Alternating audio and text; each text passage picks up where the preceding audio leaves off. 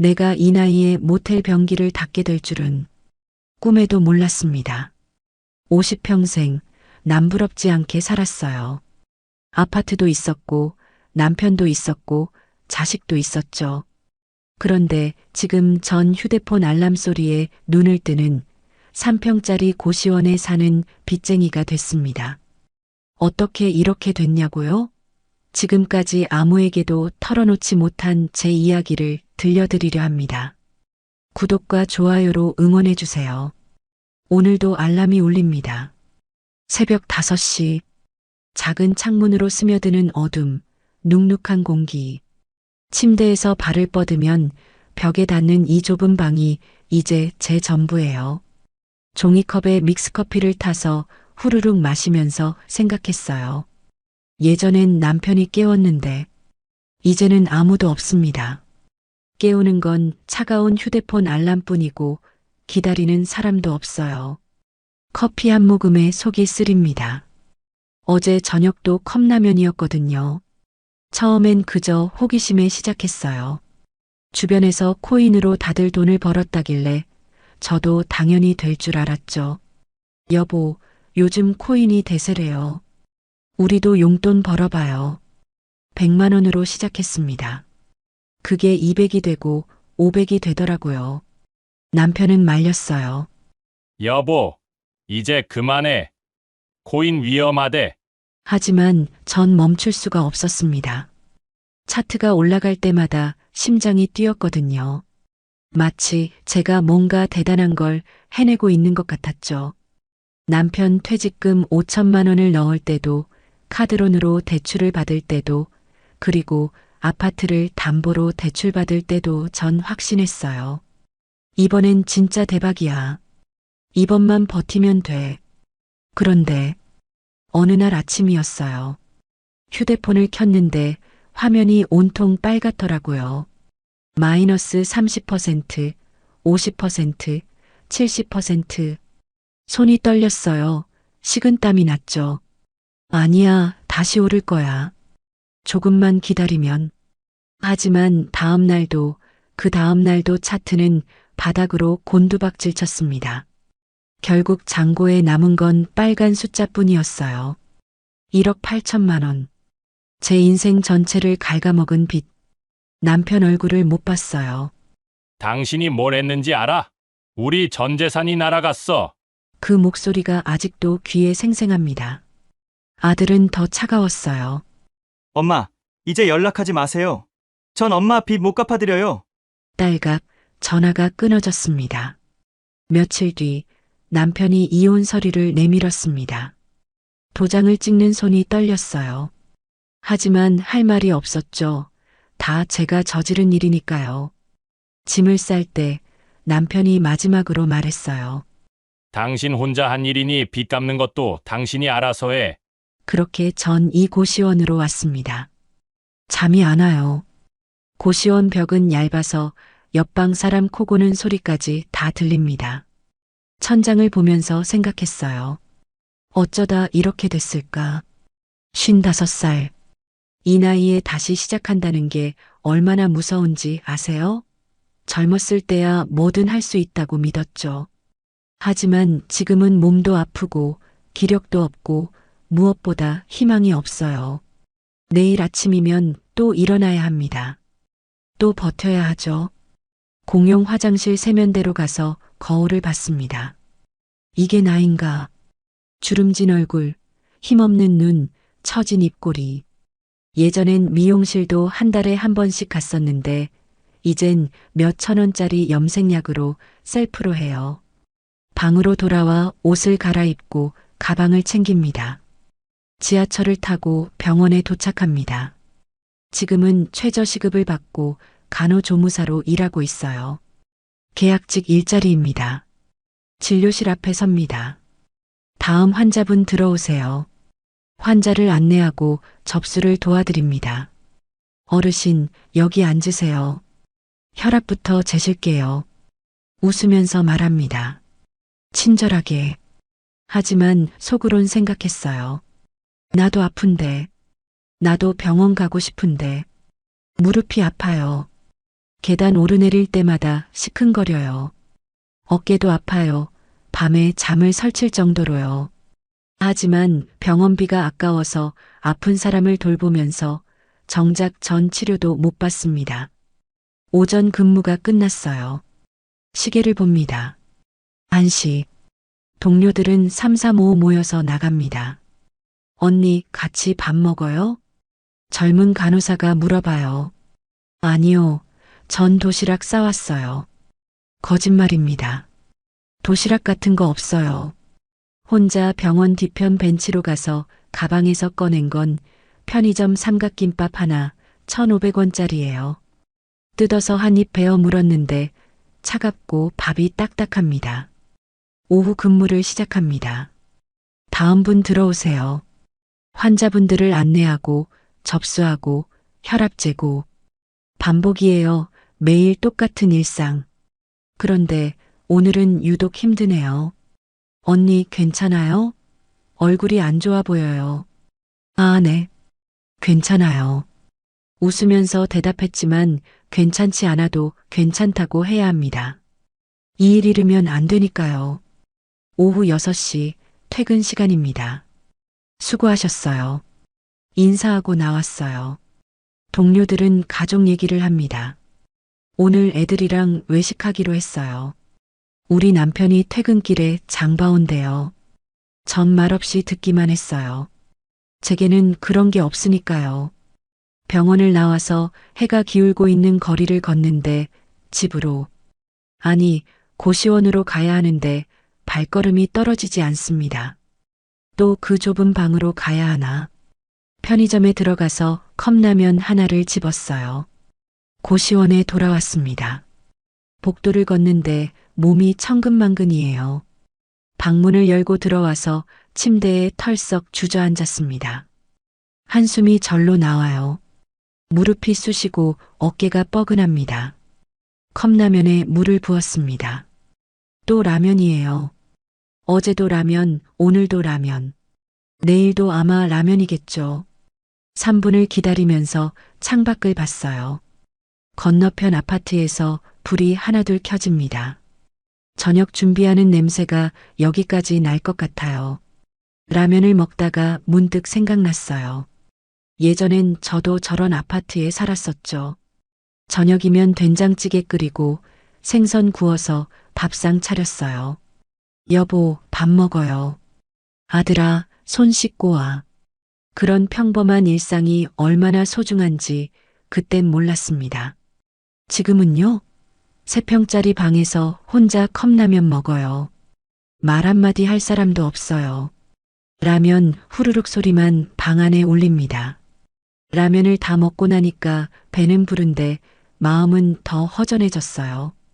휴대폰을 켰습니다. 습관처럼 아들 프로필을 눌러요. 마지막 대화가 1년 전이네요. 엄마, 이제 연락하지 마세요. 그 말 한마디가 전부입니다. 그 뒤로 한 번도 연락이 없어요.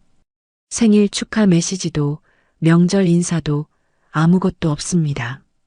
제가 저지른 일이니까요. 아들을 원망할 수도 없어요. 미안하다. 정말 미안하다. 속으로만 중얼거렸습니다. 침대에 핸드폰을 보다가 휴대폰으로 알람을 설정합니다. 매일 똑같은 시간에 일어나서 똑같은 하루를 살아야 합니다. 병원 가서 웃으면서 일하고 저녁엔 혼자 라면 먹고 빚독촉 문자 받고 언제까지 이래야 하지. 눈을 감았습니다. 잠이 올까요? 요즘 잠도 잘 안 와요. 누우면 온갖 생각이 다 납니다. 과거, 후회, 현재 걱정, 미래 불안. 머릿속이 복잡합니다. 이게 55살 여자의 밤입니다. 희망도 없고 기대할 것도 없는 밤. 그냥 지나가기만 바라는 밤. 일요일 아침입니다. 오늘은 쉬는 날이에요. 알람을 맞추지 않았는데도 새벽 7시에 눈이 떠졌습니다. 몸이 알람 시간에 익숙해진 거예요. 아, 오늘은 안 나가도 되는데. 다시 누웠지만 잠이 안 옵니다. 천장을 보면서 멍하니 있었어요. 쉬는 날이면 좋아야 하는데 오히려 더 힘듭니다. 할 일이 없으니까 생각만 많아져요. 결국 일어나서 커피를 탔습니다. 창가에 앉아서 밖을 봤어요. 일요일 아침이라 거리가 조용합니다. 휴대폰을 켜고 이번 달 수입을 계산해 봤습니다. 병원 일에서 받는 월급이 210만 원 정도예요. 대출이자, 고시원 월세, 생활비 계산하면 할수록 막막해집니다. 이렇게 해선 안 되는데 일을 더 해야 하나. 노후 준비는커녕 당장 내일도 걱정이에요. 이제 정말 내 한 몸은 내가 책임져야 하는데 일을 더 하지 않으면 안 될 것 같아요. 휴대폰으로 인터넷을 켰습니다. 야간 알바, 새벽 알바 검색해 봤어요. 편의점, 배달, 청소, 여러 가지가 나왔습니다. 그 중에서 눈에 띄는 게 있었어요. 모텔 야간 청소원 모집, 밤 10시에서 새벽 2시, 일당 6만 원, 체력 좋으신 분, 계산해 봤습니다. 하루 6만 원이면 주 5일 했을 때 한 달에 120만 원은 더 벌 수 있어요. 버틸 수 있을까? 손가락이 떨렸지만 선택의 여지는 없었습니다. 이 길이 아니면 내일이 사라질 것만 같았으니까요. 전화번호를 눌렀습니다. 안녕하세요. 모텔 청소 알바 모집한다는 거 봤는데요. 해보신 적 있으세요? 아니요. 처음인데요. 할 수 있을까요? 나이가 어떻게 되세요? 55이요. 잠시 침묵이 흘렀습니다. 나이 때문에 안 된다고 할까봐 조마조마했어요. 체력이 좀 필요한 일인데. 언제부터 가능하세요? 내일부터 가능합니다. 좋아요. 그럼 오늘 저녁에 한번 와보실래요? 일 설명 좀 드릴게요. 네, 알겠습니다. 전화를 끊었습니다. 손이 떨렸어요. 이제 진짜 시작이네. 저녁 7시 모텔에 갔습니다. 주인이 나왔어요. 어서 와요. 야간 청소라 좀 빠르게 해야 해요.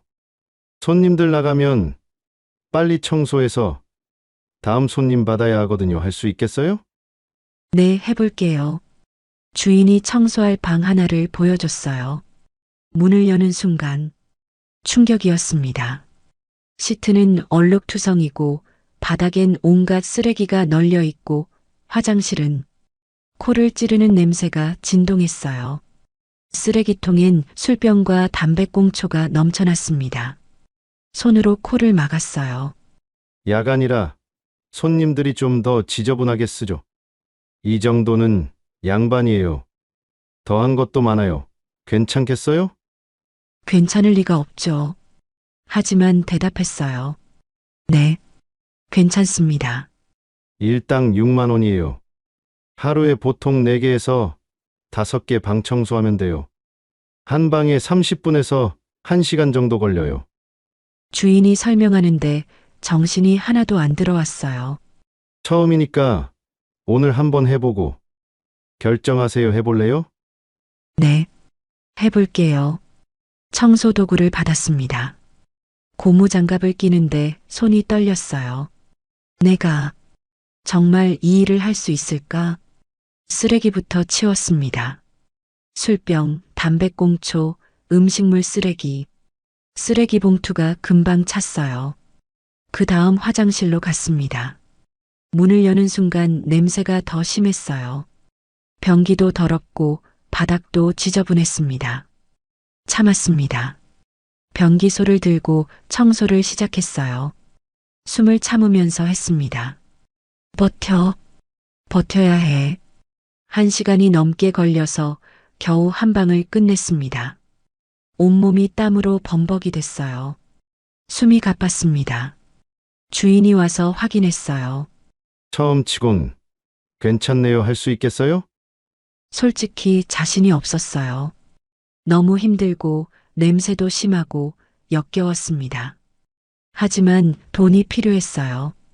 네, 할게요. 모텔을 나오는데 다리에 힘이 없었어요. 손에서 아직도 화장실 냄새가 나는 것 같았습니다. 내가 진짜 할 수 있을까? 하지만 돌아갈 수 없어요. 이미 결정했으니까요. 내일부터 낮엔 병원, 밤엔 모텔 청소. 이게 제 새로운 일상입니다. 고시원으로 돌아오는 길 편의점에서 에너지 드링크를 샀어요. 2,000원짜리. 이거라도 마셔야 버틸 수 있겠지. 방에 들어와서 손을 여러 번 씻었습니다.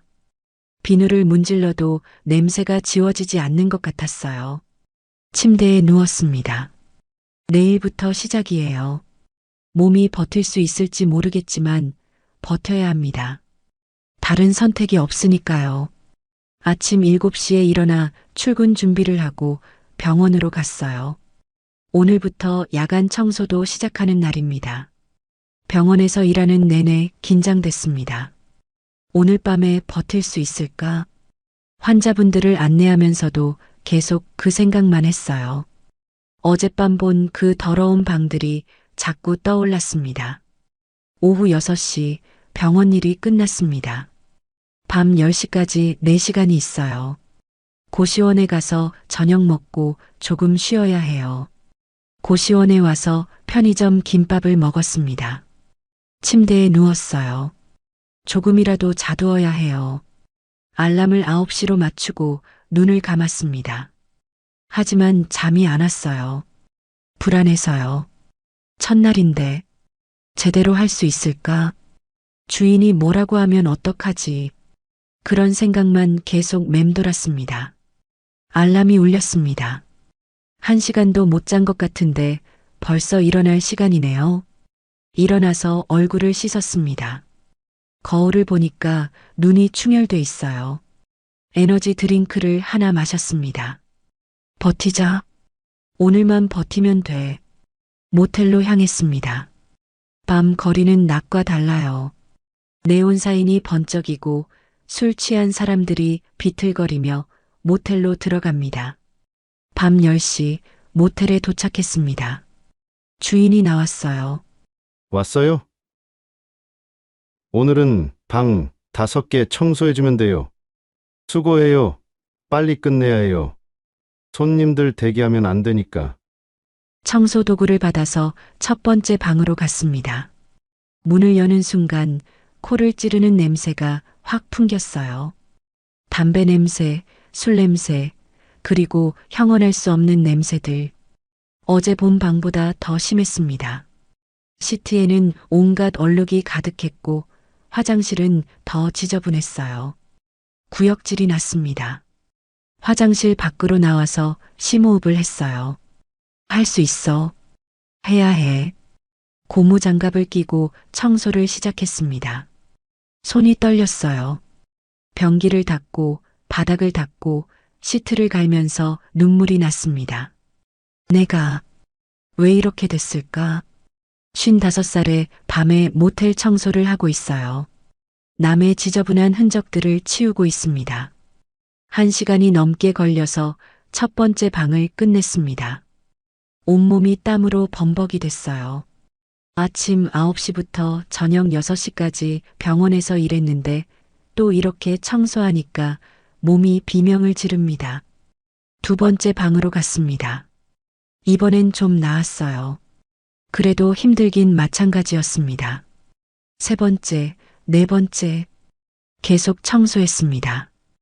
허리가 끊어질 것 같고 무릎은 후들거렸어요. 5번째 방을 청소하는데 화장실에서 그만 주저앉고 말았습니다. 더 이상 못하겠어요. 몸이 말을 안 들어요. 어지러워서 벽을 짚었습니다. 괜찮아. 조금만 더. 조금만. 스스로에게 말했지만 눈물이 났습니다. 내가 이렇게까지 살아야 하나. 화장실 바닥에 주저앉아서 생각했어요.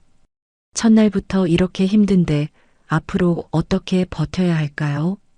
눈물을 닦고 일어났습니다. 울어봤자 달라지는 게 없어요. 계속해야 해요. 돈을 벌어야 하니까요. 새벽 2시가 조금 넘어서 청소를 다 끝냈습니다. 주인한테 갔어요. 돈을 받았습니다. 6만 원. 봉투에 든 현금을 받아서 주머니에 넣었어요. 6만 원. 5개 방 청소하고 받은 돈. 고시원으로 돌아오는 길 발걸음이 무거웠어요. 온몸이 쑤셨습니다. 손에선 아직도 화장실 냄새가 나는 것 같았어요. 방에 들어와서 손을 여러 번 씻었습니다. 비누를 문질러도 냄새가 안 지워지는 것 같아요. 옷도 제대로 벗지 못하고 침대에 쓰러졌습니다. 휴대폰을 봤어요. 새벽 3시 4시간 뒤면 또 일어나야 해요. 눈을 감았습니다. 내일도 이렇게 해야 하나? 버틸 수 있을까? 잠들기 전 마지막 생각이었습니다. 그렇게 한 달이 지났습니다. 낮엔 병원, 밤엔 모텔. 몸이 망가지고 있습니다. 아침에 일어날 때마다 온몸이 비명을 지릅니다. 거울을 보면 제 얼굴이 아닌 것 같아요. 눈은 푹 꺼지고 뺨은 푸석하고 입술은 바짝 말랐어요. 55살이 아니라 65살처럼 보입니다. 몸이 점점 더 망가지고 있었습니다. 손가락 하나 까딱하기 싫을 정도로 무겁고 무릎은 계속 부어 있고 허리는 펴지지 않았어요. 어깨도 돌아가지 않고 손목은 붓고 아팠습니다. 금요일 저녁이었습니다. 병원 일을 마치고 퇴근하는데 온몸에 힘이 하나도 없었어요. 병원 문을 나서는데 갑자기 어지러웠습니다. 시야가 흐려지면서 한쪽으로 휘청거렸어요. 벽을 짚고 겨우 균형을 잡았습니다. 숨이 가빴어요. 한참을 벽에 기대서 있었습니다. 지나가던 동료가 괜찮냐고 얼굴이 안 좋아 보인다고 했지만 괜찮다고 대답했어요. 몸이 한계에 도달한 것 같았어요. 고시원에 도착해서 침대에 쓰러졌습니다. 온몸이 땀으로 젖어 있었어요. 시계를 봤습니다. 밤 7시, 3시간 뒤면 모텔에 가야 했어요. 밤 10시 간신히 모텔에 도착했습니다. 주인이 저를 보더니 놀란 표정을 지었어요. 얼굴이 왜 그러냐고 오늘은 쉬는 게 어떻겠냐고 했지만 괜찮다고 대답했습니다. 거짓말이었어요. 하지만 쉴 수가 없었습니다. 6만 원이 필요했으니까요. 청소를 시작했습니다. 평소보다 훨씬 느렸어요. 한방 청소하는데 1시간 반이 걸렸습니다. 세 번째 방 화장실을 청소하는데 갑자기 시야가 또 흐려졌어요. 어지러워서 벽을 짚었습니다. 그대로 화장실 바닥에 주저앉았어요. 더 이상 못하겠었습니다. 몸이 말을 안 들었어요. 내가 이렇게까지 살아야 하나? 화장실 바닥에 주저앉아서 생각했습니다. 아침에 눈을 뜨는 게 두려웠어요. 또 하루를 버텨야 한다는 게 무서웠습니다. 밤이 되면 가슴이 조여왔어요. 숨쉬기가 힘들었습니다. 몸뿐 아니라 마음까지 무너져 내리고 있었습니다. 눈물이 났습니다. 소리 죽여서 울었어요. 그때 화장실 문이 열렸습니다. 같이 일하는 아주머니였습니다. 60대 후반쯤 되신 분인데 여기서 몇 년째 일하신다고 했어요. 아주머니가 저를 보더니 힘들어 보인다고 말했습니다. 사실이었어요. 너무 힘들었어요. 아주머니가 복도 구석에 앉으셨어요. 저도 옆에 앉았습니다. 아주머니는 조용히 말했습니다. 처음엔 자신도 매일 울었다고 이 일이 이렇게 힘든 줄 몰랐다고 했어요. 그런데 3년을 버텼다고 지금도 힘들지만 그래도 하고 있다고 했습니다. 아주머니는 천천히 말을 이었습니다. 우리 같은 사람들한테 필요한 건 대단한 용기가 아니라고 했어요. 그저 오늘 하루를 버틸 힘만 있으면 된다고요. 내일 일은 내일 생각하면 된다고 했습니다. 그러면서 자신의 이야기를 들려줬어요. 남편 사업 실패하고 집도 잃고 식구들도 모두 힘들게 살고 있다고요. 그때는 이렇게 사는 게 무슨 의미가 있나 싶었다고 했습니다. 그런데 어느 날 깨달았대요. 우리가 이렇게 버티는 것 자체가 용감한 일이라고요. 그 이야기를 듣는데 저도 모르게 울면서 제 이야기를 모두 쏟아냈습니다. 아주머니가 제 손을 잡았습니다. 따뜻했어요. 저에게 혼자가 아니라고 했습니다. 지금 이 순간에도 우리처럼 힘들게 살아가는 사람들이 많다고, 그 사람들도 다 하루하루 버티면서 자신의 삶을 살아낸다고 했어요. 그게 우리가 할 수 있는 전부고 그것만으로도 충분하다고 했습니다. 당신을 책망하지 말라고 했어요. 그리고 몸이 망가지면 아무것도 할 수 없다고, 일을 조금 줄이는 게 어떻겠냐고 조심스럽게 물었어요. 그 말에 눈물이 났습니다. 누군가 제 편이 되어준다는 게, 제 몸을 걱정해준다는 게 너무 고마웠어요. 이혼하고 나서 처음으로 누군가 저를 걱정해줬습니다. 한참을 울었어요. 아주머니는 제 등을 토닥이며 괜찮다고, 울어도 된다고 했습니다. 울고 나면 조금 나아진다고요. 울음이 멈췄을 때 아주머니가 말했습니다. 오늘도 여기까지 온 게 대단한 거라고, 내일도 올 수 있을 거라고 했어요. 그리고 마지막으로 말했어요. 당신은 가치 있는 사람이라고, 실수했지만 그래도 도망가지 않고 열심히 살아가고 있다고, 그게 정말 대단한 일이라고 했습니다.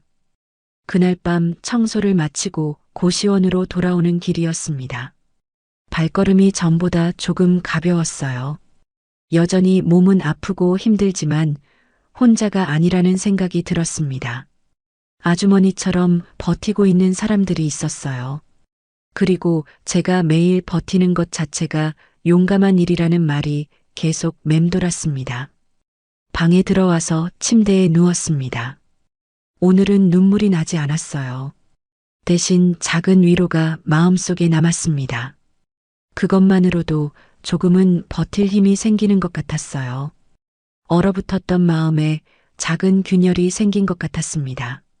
자신을 조금 덜 미워해도 된다고, 처음으로 조금은 크게 숨 쉴 수 있을 것 같았습니다. 토요일 아침이었습니다. 알람이 울렸을 때 조금 놀랐어요. 평소보다 푹 잔 것 같았거든요. 시계를 봤습니다. 아침 8시. 한 달 만에 처음으로 제대로 잠을 잤습니다. 일어나서 거울을 봤어요. 여전히 피곤해 보이지만 어제보다는 나아 보였습니다. 눈도 조금 덜 충혈됐고요. 몸은 여전히 아팠지만 어제처럼 휘청거리지는 않았어요. 조금 나아진 것 같았습니다. 커피를 타서 마시면서 생각했습니다. 아주머니 말이 맞는 것 같아요. 이대로 가다간 정말 죽을 것 같았어요. 무릎을 만져봤습니다. 여전히 부어 있었어요. 손목도 쑤셨고 허리도 아팠습니다. 더 이상 방치하면 안 될 것 같았어요. 병원을 가야겠다. 지갑을 열어봤습니다. 어제 받은 돈이 있었어요. 이걸로 병원비를 내고 저를 돌봐야겠다고 생각했습니다. 동네 정형외과를 찾아봤습니다. 토요일에도 진료하는 곳이 있었어요. 옷을 갈아입고 나갔습니다. 진료실로 들어갔습니다. 의사 선생님이 언제부터 아팠냐고 물어보셨어요. 하루에 몇 시간이나 주무세요? 4시간 정도요. 과로입니다. 이렇게 일하시면 몸이 버틸 수가 없어요. 선생님이 무릎과 손목을 눌러봤습니다. 아파서 신음이 나왔어요. 지금 인대 상태가 좋지 않습니다. 한동안 무리한 활동은 피하시고 안정이 필요합니다. 처방전을 받았습니다. 소염제와 진통제, 파스였어요. 약국에 가서 약을 받고 계산했습니다. 생수를 사서 약을 먹었어요. 소염제가 목구멍을 타고 내려갔습니다. 고시원으로 돌아와서 휴대폰을 꺼냈습니다. 모텔 주인한테 문자를 보냈어요. 사장님, 건강이 안 좋아서 평일 야간 청소는 그만두고 주말만 하고 싶습니다. 양해 부탁드립니다. 전송 버튼을 누르는데 손이 떨렸습니다. 이러면 수입이 확 줄어들어요. 하지만 아주머니 말이 맞았어요. 이대로 가다간 정말 쓰러질 것 같았으니까요. 1시간쯤 지나서 답장이 왔습니다. 알겠습니다. 몸 관리 잘하세요. 주말에 뵙겠습니다. 안도의 한숨이 나왔습니다. 다행히 이해해 주셨어요. 침대에 누웠습니다. 오늘은 쉬는 날이에요. 내일 일요일도 쉬고 월요일부터 병원만 나가면 됩니다. 오랜만에 여유가 생긴 것 같았어요. 몸은 여전히 아팠지만 마음은 조금 가벼웠습니다. 약을 먹어서 그런지 통증이 조금 나아진 것 같았어요. 무릎도 덜 쑤시고 손목도 덜 아팠습니다. 천천히 살아가면 돼. 아주머니 말이 생각났습니다. 오늘 하루만 버티면 된다고 했던 말. 오후가 됐습니다. 시계를 봤어요. 4시. 문득 생각이 들었어요. 오늘은 저를 위해 뭔가 해볼까? 보름 동안 컵라면과 편의점 김밥만 먹었어요. 오늘은 제대로 된 밥을 해먹고 싶었습니다. 지갑을 열어봤습니다. 오늘 하루는 저를 위해 써도 될 것 같았어요. 옷을 갈아입고 밖으로 나갔습니다. 동네 마트로 향했어요. 마트에 들어섰습니다. 장바구니를 들고 천천히 돌아다녔습니다. 상추 한 봉지를 집었습니다. 신선해 보였어요. 토마토도 2개 담았습니다. 계란 한 판, 두부 한 모, 된장. 하나씩 담으면서 생각했어요. 오늘은 된장찌개를 끓여볼까? 얼마 만에 요리를 해보는 건지 모르겠어요. 이혼하고 나서 한 번도 제대로 요리해 본 적이 없었습니다. 계산을 하고 장바구니를 들고 고시원으로 돌아왔습니다. 공용 주방으로 갔습니다. 작은 공간이지만 가스레인지와 냄비가 있었어요. 채소를 씻었습니다. 찬물에 상추를 헹구는데 손이 조금 시렸어요. 하지만 기분이 나쁘지 않았습니다. 냄비에 물을 끓이고 된장을 풀었어요. 두부를 썰고 양파를 썰고 애호박도 썰었습니다. 칼질하는 손이 조금 서툴렀지만 괜찮았어요. 된장찌개가 끓기 시작했습니다. 보글보글 소리가 났어요. 구수한 냄새가 났습니다. 이 냄새, 얼마 만에 맡아보는 냄새인지 모르겠어요. 집밥 냄새, 누군가를 위한 게 아니라 저를 위해 끓인 밥 냄새. 찌개와 밥이 다 됐을 때 그릇에 담았어요. 간단한 한 끼였지만 제대로 된 식사였어요. 방으로 가져와서 작은 책상에 펼쳤습니다. 된장찌개, 흰 쌀밥, 상추. 잘 먹겠습니다. 혼자 중얼거렸어요. 누구한테 하는 말인지 모르겠지만요. 한 숟가락 떴습니다. 뜨거운 찌개가 입안에 퍼졌어요. 구수하고 짭짤했습니다. 눈물이 났습니다. 맛있어서가 아니었어요. 오랜만에 저를 위해 밥을 차렸다는 게 그게 너무 감동적이었어요. 천천히 먹었습니다. 급할 것 없었어요. 오늘은 시간이 있으니까요. 밥 한 그릇을 다 먹고 찌개도 다 먹었습니다. 배가 부르고 마음이 따뜻했어요. 설거지를 하고 방으로 돌아왔습니다. 시계를 봤어요. 저녁 7시. 산책이라도 해볼까? 이혼하고 나서 산책 한번 해본 적이 없었어요. 항상 일하거나 쉬거나 둘 중 하나였습니다. 밖으로 나갔습니다. 저녁 공기가 선선했어요. 천천히 걸어서 동네 공원으로 향했어요. 벤치에 앉았습니다. 사람들을 보면서 가만히 앉아 있었어요. 산책하는 부부, 뛰어노는 아이들, 강아지를 산책시키는 사람들. 예전 같았으면 부러웠을 거예요. 하지만 오늘은 달랐습니다. 그냥 바라보기만 했어요. 부럽지도 슬프지도 않게 1시간쯤 앉아 있다가 일어났습니다. 천천히 고시원으로 돌아왔어요. 방에 들어와서 침대에 앉았습니다. 오늘 하루를 생각했어요. 병원에 가서 저를 돌보고 장을 봐서 밥을 해 먹었어요. 산책도 하고 작은 일들이었지만 저를 위한 일들이었어요. 55살에 이혼하고 혼자 됐지만 그래도 살아 있었습니다. 오늘 하루는 제가 저를 돌봤어요. 창밖을 봤습니다. 어둠이 내리고 있었어요. 여전히 앞날은 막막했습니다. 하지만 오늘처럼 하루하루 저를 돌보면서 살아가면 되겠다는 생각이 들었어요. 혼자지만 혼자가 아니었습니다. 제 안부를 아주머니가 있었어요. 그리고 무엇보다 제가 저를 돌보기 시작했습니다. 자신을 조금 덜 미워해도 된다고 다시 한번 느꼈습니다. 55살에 모든 걸 잃었습니다. 집도 가족도 평범한 일상도 다 잃었어요. 하지만 오늘 하나를 찾았습니다. 저 자신을요. 내일 아침이면 또 힘든 하루가 시작될 겁니다. 병원에 출근하고 환자들을 안내하고 주말이면 모텔 청소를 할 거예요. 여전히 빚은 많고 고시원 방은 좁고 외로운 밤은 계속될 겁니다. 그래도 괜찮습니다. 이제는 압니다. 하루하루 버티면 된다는 것을, 천천히 가면 된다는 것을, 완벽하지 않아도 된다는 것을, 그리고 무엇보다 혼자가 아니라는 것을 알았습니다. 같은 아픔을 가진 사람들이 있고 서로 손을 내밀 수 있다는 것을, 누군가의 작은 위로가 얼마나 큰 힘이 되는지를요. 실수했지만 그래도 살아갈 가치가 있습니다. 넘어졌지만 다시 일어설 수 있습니다. 빛나는 미래는 아닐지 몰라도 살아갈 수 있는 오늘이 있습니다. 화려한 삶은 아니지만 저를 돌보며 하루하루 버티는 삶이 있습니다. 그것만으로도 충분합니다. 55살 혼자 된 여자의 작은 희망. 내일도 모레도 하루하루 걸어가겠습니다. 포기하지 않고 저를 미워하지 않고 천천히 걸어가겠습니다. 그게 지금 제가 할 수 있는 전부이고 그것만으로도 충분히 용감한 일이니까요. 눈을 감았습니다.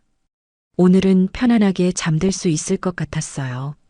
제 이야기 들어주셔서 감사합니다. 여러분, 평생을 은행에서 일한 제가 결국 사기를 당했습니다. 그것도 무려 6억 원.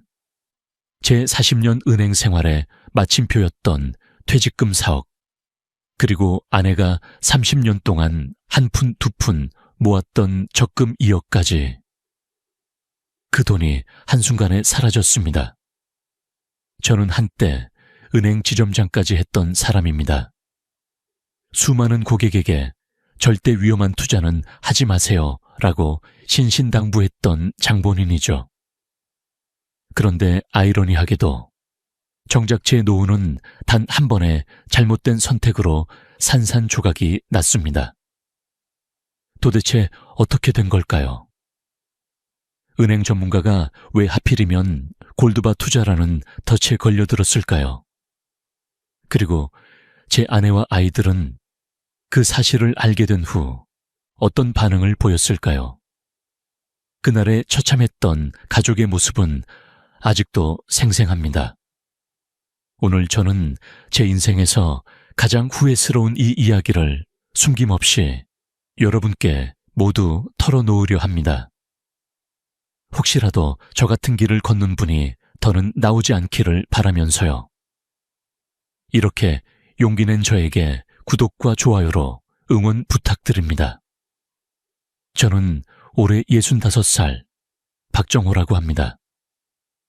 은행에서 30년을 일하며 지점장 자리까지 올라갔습니다.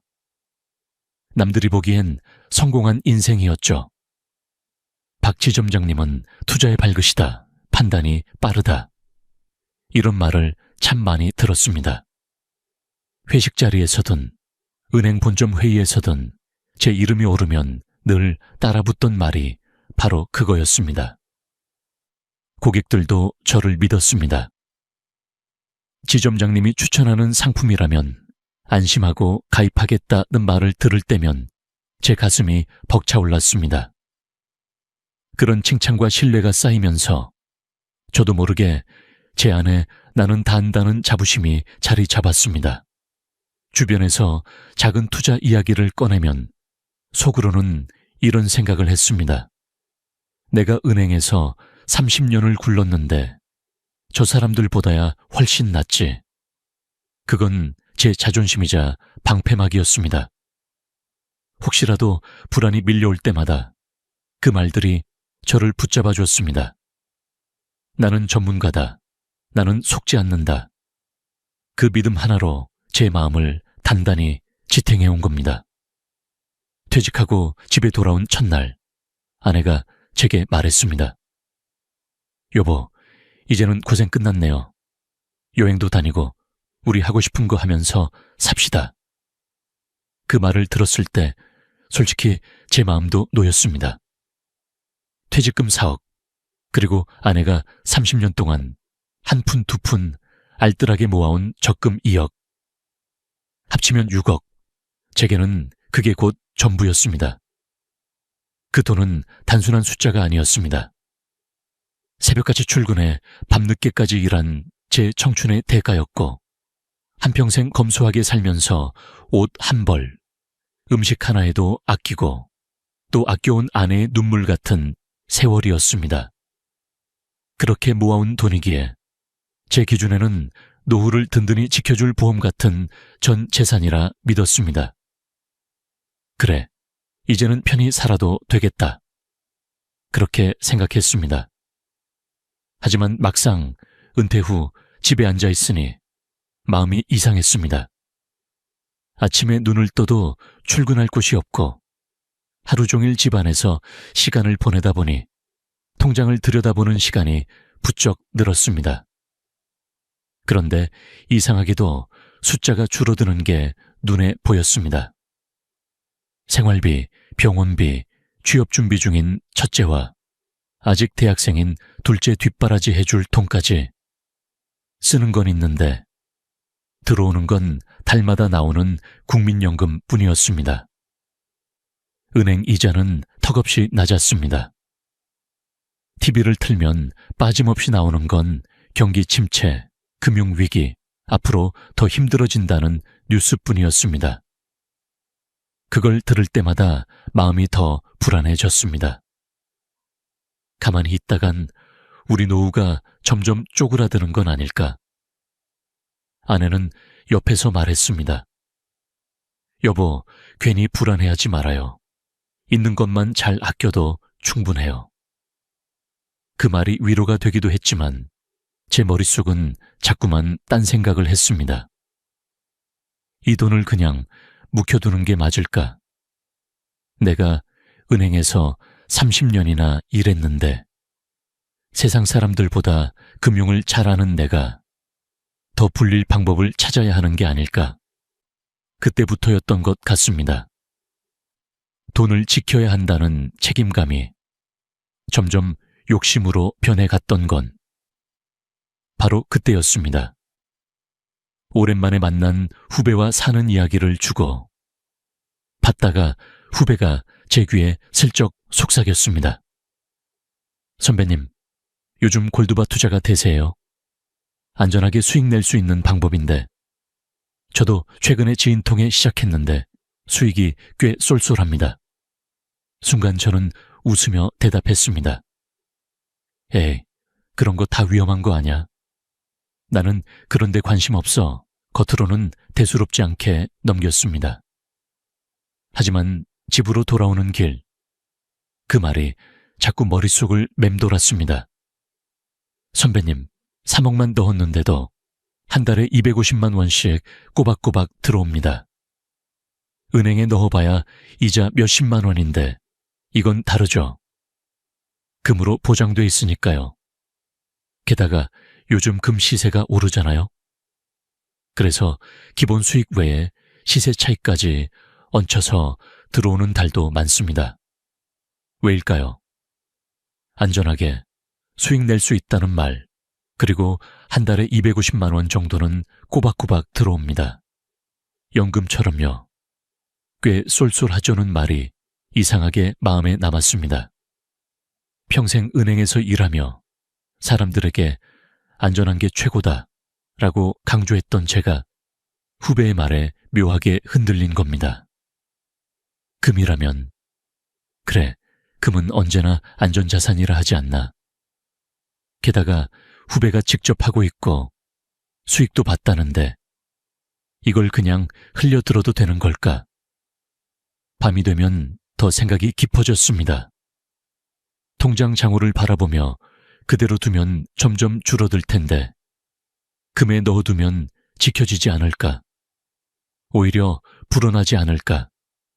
이런 생각들이 꼬리에 꼬리를 물고 이어졌습니다.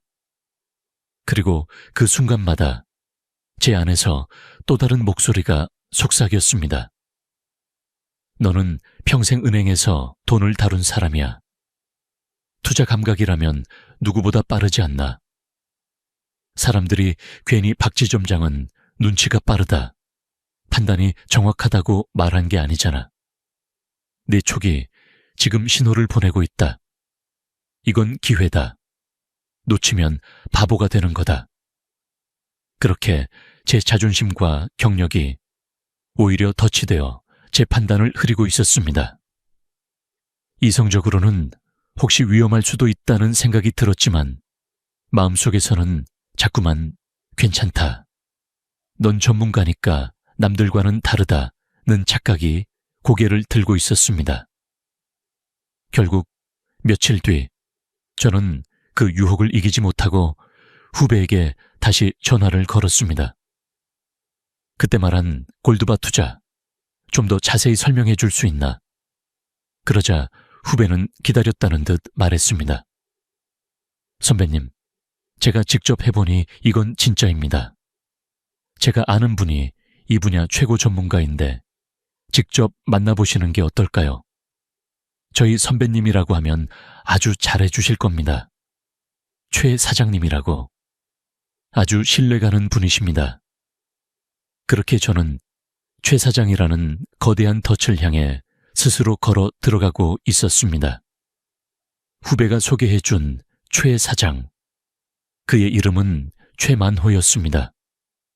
종로에서 귀금속 가게를 오랫동안 운영했고 지금은 금투자회사를 직접 차려 운영하고 있다고 했습니다. 말 그대로 금투자의 전문가였죠. 종로 귀금속 거리. 아, 거긴 원래 금방으로 유명하지 않나. 평생을 금만 다루던 사람이라면 믿을 만하지 않겠나. 머릿속에서는 벌써 이유를 만들어내고 있었습니다. 며칠 뒤 후배와 함께 종로에 나갔습니다. 낡은 건물들 사이로 반짝이는 귀금속 간판들이 줄지어 있었고 그 가운데 깔끔한 유리 간판이 달린 사무실로 들어섰습니다. 안에는 정장 차림에 중년 남성이 앉아 있었는데 그가 바로 최만호 사장이었습니다. 아, 박지점장님. 이야기는 많이 들었습니다. 손을 내밀며 웃는 그의 얼굴에서 묘한 신뢰감이 느껴졌습니다. 책상 위에는 국제금시세 그래프가 인쇄된 자료, 금고의 사진, 그리고 여러 명함들이 가지런히 놓여 있었습니다. 저는 종로에서 20년 넘게 귀금속 가게를 운영했습니다. 이제는 금투자 시장이 열리면서 회사를 차려 직접 고객 자산을 관리하고 있죠. 그 말 한마디에 저는 이미 마음을 반쯤 내어주고 있었습니다. 겉모습이 번듯했고 말투는 자신감에 차 있었습니다. 무엇보다 금이라는 단어 자체가 제 마음을 붙들었습니다. 은행원 시절에도 늘 금은 안전자산이라고 배웠고 가르쳤으니까요. 최만호는 차트를 가리키며 차분히 설명했습니다. 작년에 금 가격이 한번 크게 올랐죠. 그런데 올해 들어서는 더 안정적으로 움직이고 있습니다. 저희는 단순히 금을 사서 보관하는 게 아니라 금 시세에 따라 고객님께 매달 일정한 수익을 드립니다. 기본적으로 월 250만 원 정도는 안정적으로 나옵니다. 게다가 요즘처럼 시세가 오를 땐 그 이상도 충분히 가능하죠. 그 말을 듣는 순간 제 귀에는 숫자만 크게 울렸습니다. 월 250만 원. 연금처럼 꼬박꼬박 들어오는 돈. 아내와 함께 여행 다니고 이 정도면 우리 노후가 훨씬 든든해질 텐데 그때 제 아내 자존심이 다시 속삭였습니다. 봐라, 내 촉이 맞았잖아. 괜히 망설일 필요 없어. 너는 금융을 평생 다룬 전문가야.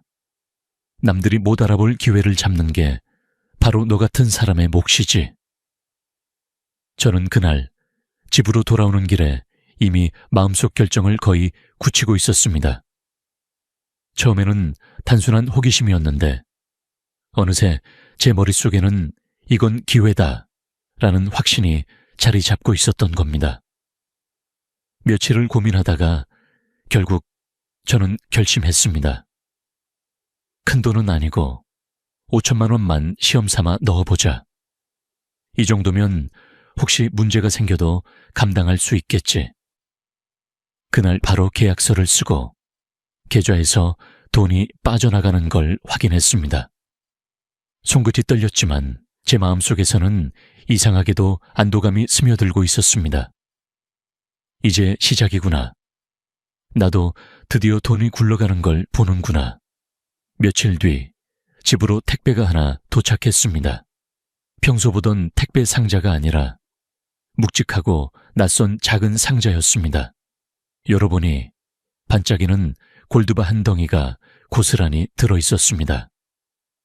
손에 쥐었을 때의 묵직한 감촉, 정확하게 찍혀있는 시리얼 넘버, 차갑지만 무게감 있는 그 느낌까지. 순간 저는 속으로 중얼거렸습니다.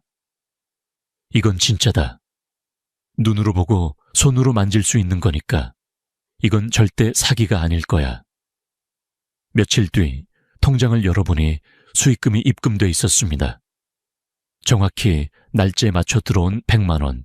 숫자를 보는 순간 제 가슴은 뛰기 시작했습니다. 됐다. 이거다. 이건 확실하다. 그날 저녁 아내는 밥상 앞에서 웃으며 말했습니다. 여보, 왜 이렇게 기분이 좋아 보여요? 저는 대답하지 못하고 그저 웃기만 했습니다.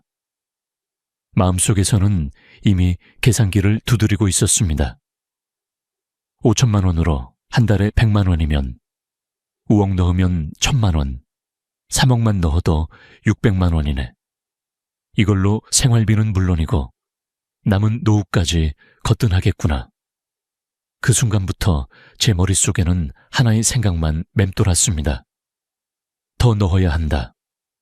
이건 기회다. 첫 수익이 들어오고 나니 제 마음은 확신으로 가득 찼습니다. 괜찮다. 이건 진짜다. 은행 이자랑은 비교도 안 되잖아. 얼마 지나지 않아 저는 두 번째 투자를 결심했습니다. 두 번째 만남은 최만호가 운영하는 강남 있는 금투자 회사 본사에서 이루어졌습니다. 최만호는 이렇게 말했습니다. 박 지점장님, 저희 시스템은 단순합니다. 고객님이 투자금을 맡기시면 저희가 그 돈으로 골드바를 직접 매입합니다.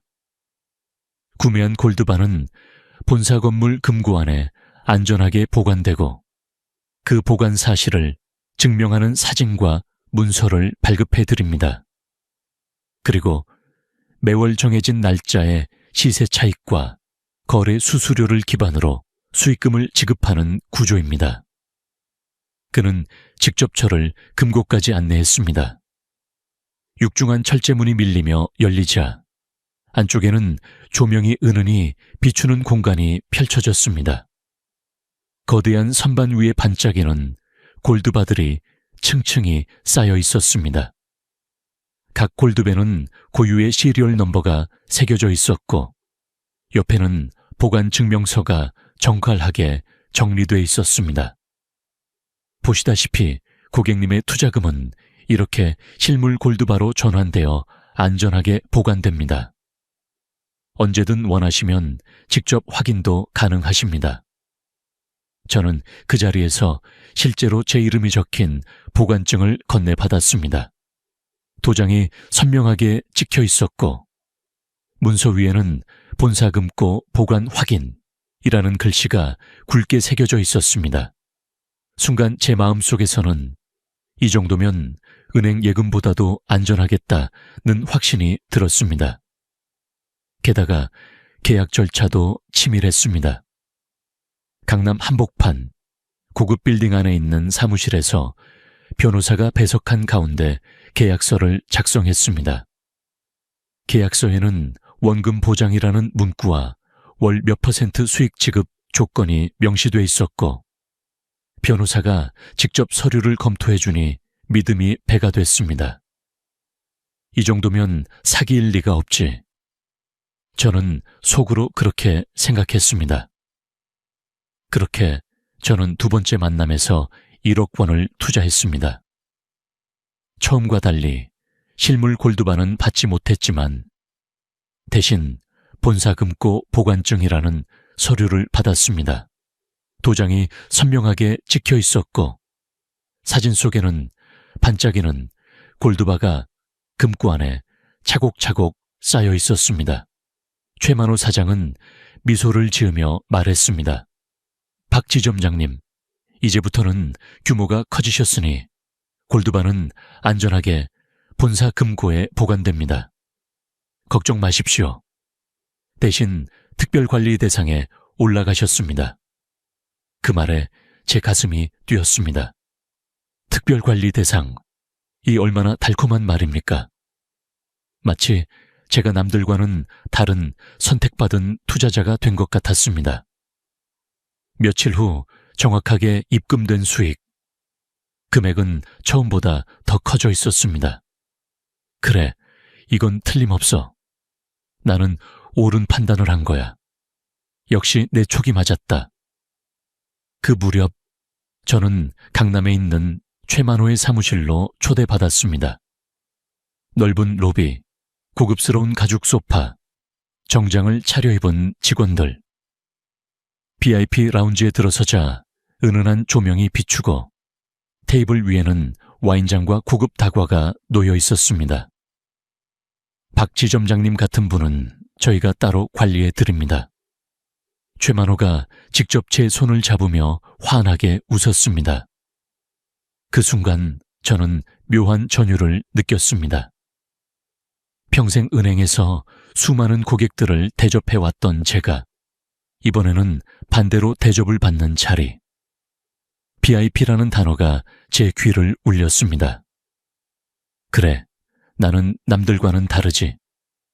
평생 금융을 다룬 내가 알아본 기회라면 틀림없다. 평생 쌓아온 자존심이 은근히 부풀어 오르는 걸 느꼈고 그 달콤함은 결국 제 발걸음을 더 깊이 빠져들게 만들었습니다.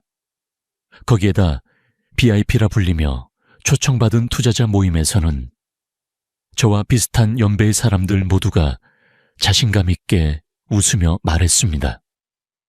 나도 벌써 몇 달째 꼬박꼬박 받고 있어요. 은행 이자랑은 비교도 안 되지 않나.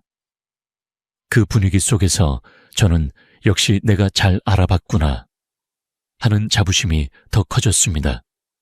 그날 이후로 저는 1억에서 2억 3억, 그리고 마침내 제 전재산 6억까지 투자액을 불려갔습니다. 돈을 더 넣을수록 돌아오는 대우는 달라졌습니다.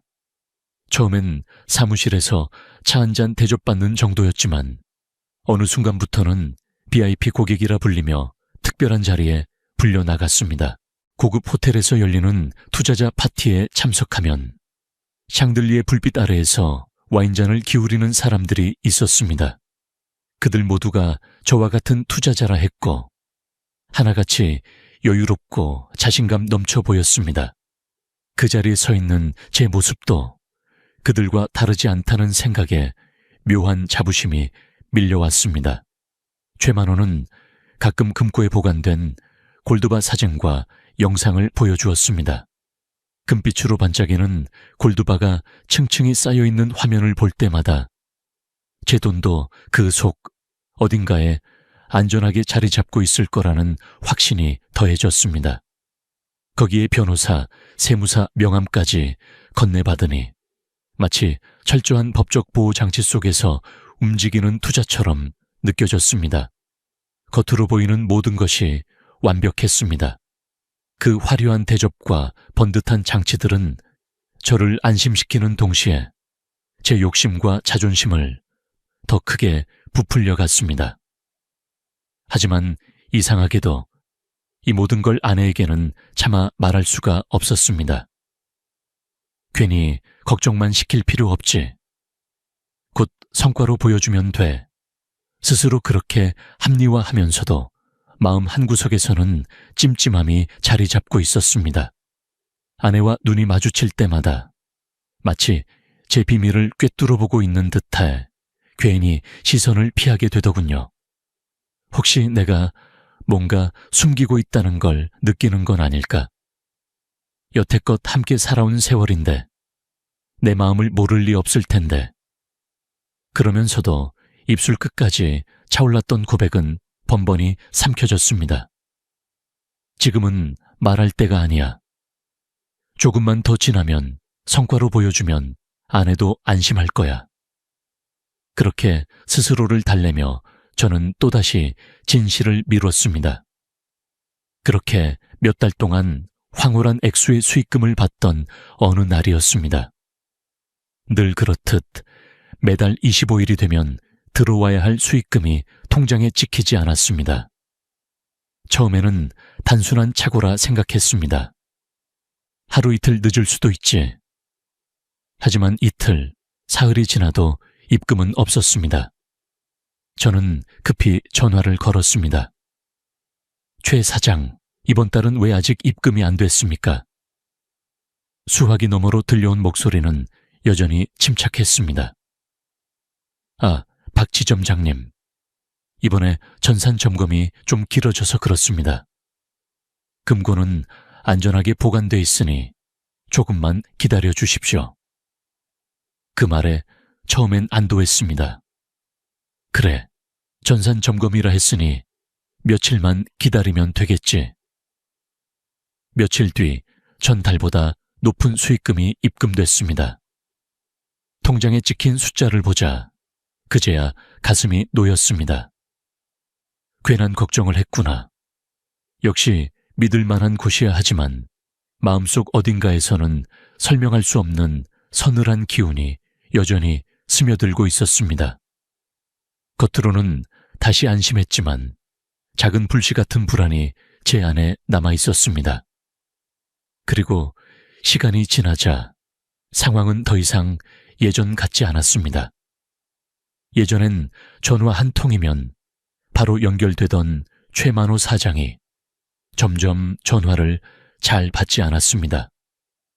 한 번은 받더니 지금 해외 출장 중입니다. 라며 급히 끊어버렸습니다. 그 뒤로는 문자 답장조차 뜸해졌습니다. 강남 본사 사무실도 마찬가지입니다. 예전엔 바로 전화를 받고 응대해줬던 직원들도 이젠 신호만 갈 뿐 연결이 안 됐습니다. 그렇게 또 시간은 흘러 다음 달 약속된 입금일이 되었습니다. 하지만 이번에도 수익금은 입금되지 않았습니다. 불안한 마음에 최 사장에게 전화를 걸었지만 이번에는 아예 연결조차 되지 않았습니다. 강남 본사 사무실 역시 마찬가지였습니다. 지금 거신 번호는 통화가 불가능합니다. 차가운 자동 아내 음성이 귓가를 때리는 순간 가슴이 철렁 내려앉았습니다. 급히 후배에게 전화를 걸었습니다. 최 사장 전화 연락돼. 무슨 일 있는 거 아니냐. 후배 역시 불안한 목소리로 말했습니다. 저도 며칠째 연락이 안 됩니다. 사장님도 본사도 평소랑 달라요. 혹시 무슨 문제 생긴 건 아닐까요? 그 순간 제 머릿속을 스친 건 단 하나의 생각이었습니다. 설마 내가 사기를 당한 건가? 아니겠지. 전산 문제가 생긴 거겠지. 스스로를 다독이며 불안에 휩싸인 저는 후배와 함께 곧장 강남 사무실로 달려갔습니다. 하지만 그곳은 이미 텅 빈 채 문이 굳게 잠겨 있었습니다.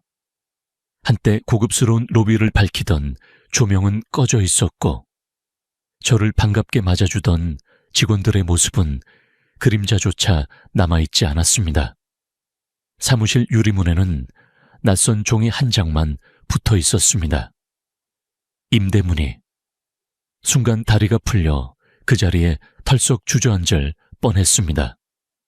더 충격적인 건 그동안 믿었던 변호사와 세무사조차 흔적도 없이 사라졌다는 사실이었습니다. 깔끔한 정장 차림으로 제게 명함을 건네며 든든한 울타리처럼 보였던 그 사람들이 알고 보니 모두 연극 무대의 조연에 불과했던 겁니다. 그때 나측은 얼굴들이 하나둘 건물 앞에 몰려들기 시작했습니다. 바로 저와 함께 VIP 파티에서 와인을 기울이며 웃던 사람들이었습니다. 그들 역시 허겁지겁 달려와 사무실 유리문을 두드리며 소리쳤습니다. 최 사장님, 제발 문 열어보세요. 내 돈 돌려주세요. 몇 억씩 넣었는데 어떻게 이럴 수가 있습니까? 누군가는 문을 발로 차며 욕설을 퍼부었고 또 누군가는 휴대전화를 붙잡고 경찰에 신고하며 울먹였습니다. 사람들의 목소리는 점점 커졌고 로비 앞은 아수라장으로 변해갔습니다. 하지만 누구도 확실한 답을 줄 수 없었습니다. 모두가 같은 처지였고 모두가 같은 희생자였던 겁니다. 그 혼돈의 한복판에서 제 머릿속은 점점 더 텅 비어갔습니다. 손에 쥔 보관증, 금고사진, VIP 라운지에서의 달콤한 말들, 그 모든 게 가짜라는 사실이 서서히 뼛속까지 스며들었습니다. 그리고 마침내 인정할 수밖에 없었습니다. 나는 속았다. 철저히 완전히 속아 넘어간 거다. 그제야 현실이 거짓말처럼 무너져 내렸습니다. 그동안 제가 붙잡고 있던 모든 증거들, VIP라 불리며 받았던 대접, 고급 호텔 파티, 본사 금고 속 반짝이던 골드바 사진 모두가 허상이라는 걸 깨달을 수밖에 없었습니다. 저는 며칠 동안 차마 입을 열지 못했습니다. 아내와 마주 앉을 때마다 입술까지 차오른 말이 목구멍에서 막혀 내려가지 않았습니다. 지금 말하면 집안이 산산조각 나겠지. 아니야, 조금만 더 기다리자. 혹시라도 수익이 다시 들어오면 그때는 아무 일 없던 것처럼 넘어갈 수 있지 않겠나. 그렇게 전전긍긍하며 하루하루를 버텼습니다.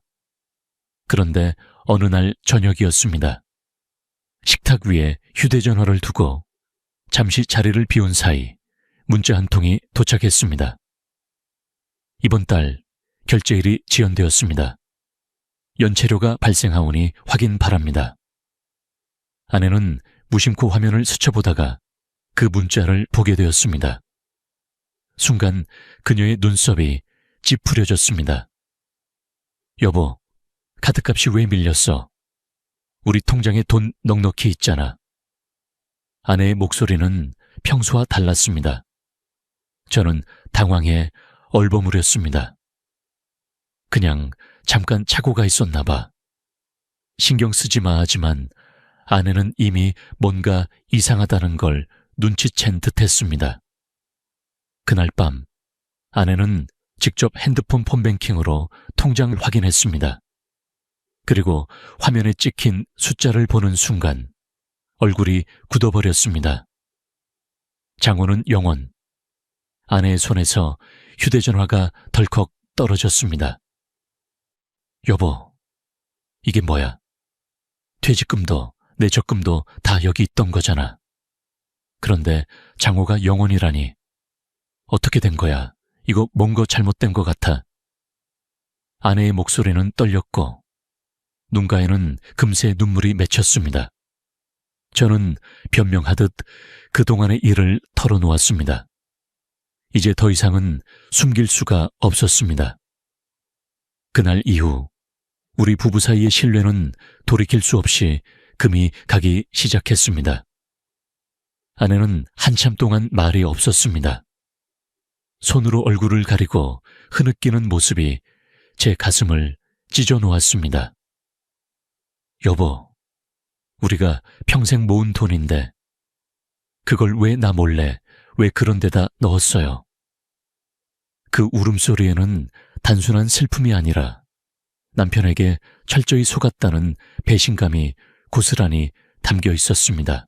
저는 무릎을 꿇고 연신 미안하다, 정말 미안하다 말했지만 그 말은 공허하게 허공에 흩어질 뿐이었습니다.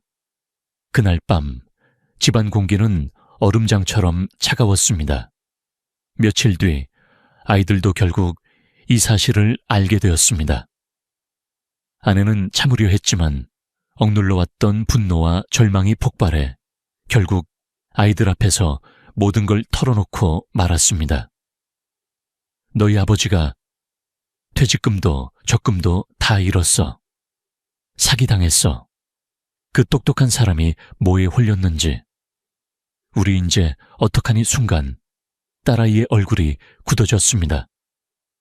아빠, 어떻게 그럴 수가 있어요? 어떻게 그 큰 돈을 뒀는데 우리한테 한마디 상의도 안 해요. 아들은 아무 말도 못하고 고개만 떨군 채 손으로 이마를 감싸 주었습니다. 사회초년생으로 이제 막 자기 삶을 시작하려던 아이들에게 든든한 버팀목이어야 할 아버지가 오히려 가장 큰 불안의 원인이 되어버린 것입니다. 그날 이후 집안은 완전히 달라졌습니다. 식탁에 앉아도 대화는 없었고 서로의 시선은 공허하게 스쳐 지나갈 뿐이었습니다. 아내의 눈은 늘 젖어 있었고 딸과 아들은 예전처럼 저를 든든한 아버지로 보지 않았습니다. 돈을 잃은 것보다 더 큰 상실은 가족의 믿음이 무너져버린 현실이었습니다. 저는 매일같이 제 자신을 향해 물었습니다. 나는 왜 그때 단 한 번만 더 멈추지 못했을까? 시간은 흘렀지만 집안 공기는 좀처럼 회복되지 않았습니다. 아내는 여전히 깊은 상처 속에서 저를 바라보았고 아이들과의 대화는 점점 줄어들었습니다. 저는 가장의 자리에서 완전히 무너져 있었습니다. 퇴직 후 편안한 노후를 꿈꾸던 집이 이제는 죄책감과 침묵이 감도는 공간이 되어버린 것입니다. 제 삶을 돌아보면 결국 제 오만이 모든 화근이었습니다. 나는 은행에서 잔뼈가 굵은 사람이다. 투재는 밝다. 판단이 빠르다. 그 자만심이 제 눈을 가렸습니다. 그 결과 제 손으로 제 노후를 무너뜨리고 말았습니다. 어느 날 텔레비전 뉴스를 보다가 가슴이 철렁 내려앉았습니다. 화면에는 굵은 자막이 떠올랐습니다. 수백억 원대 골드바 투자 사기 사건.